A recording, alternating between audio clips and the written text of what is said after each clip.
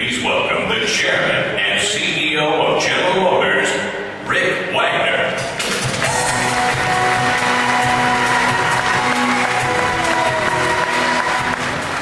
Thanks and good morning, everyone. Welcome to the start of the 2008 auto show season. 1,000 barrels of oil every single second, and the rate of consumption continues to grow. In fact, according to the U.S. Department of Energy, the world will need 70% more energy in the year 2030 than it did in 2004. Well, we have to ask ourselves, what does all this mean for the global auto industry? For us at GM, the answer is perfectly clear. As a business necessity and as an obligation to society, we need to develop alternative sources of propulsion based on diverse sources of energy to meet the world's growing demand for our products.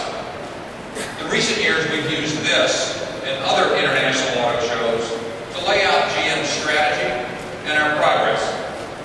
Here at this show in 2002, Head of R&D Larry Burns and I talked about the potential of fuel cell technology and introduced a groundbreaking concept called autonomy.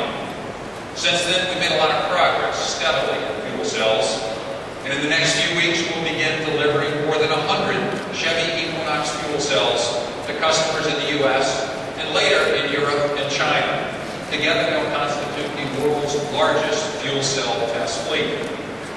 In 2003, again here in Detroit, GM Powertrain Chief Tom Stevens and I laid out GM's commitment to hybrid technology. And right now, we're in the middle of a massive rollout of GM hybrid vehicles. By the end of this year, GM will be selling 8 different hybrid models in the U.S. We'll introduce 16 new hybrid vehicles over the next 4 years. And we're particularly excited about our two-mode hybrids, the Chevy Tahoe and GMC Yukon, because they get 50% better fuel economy in the city than their already best-in-class gasoline counterparts. Now, fast forward to the 2006 Los Angeles Auto Show, where I announced our intention to build a plug-in version of the Saturn Vue Hybrid, the Vue plug-in hybrid, very soon. And last year in Detroit, Bob Lutz and I introduced our electrically driven E-Flex propulsion system and the terrific Chevy Bolt concept, which has created more excitement than any concept I've seen in my 30-year GM career.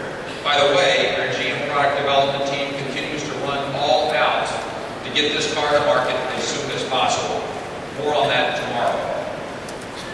Over the past year, we've introduced several E-Flex variants, including an E-Flex fuel cell Volt at the Shanghai Auto Show last April, the Opel Flex Stream at the Frankfurt Auto Show last September, and just last week, the E-Flex fuel cell Cadillac Provoke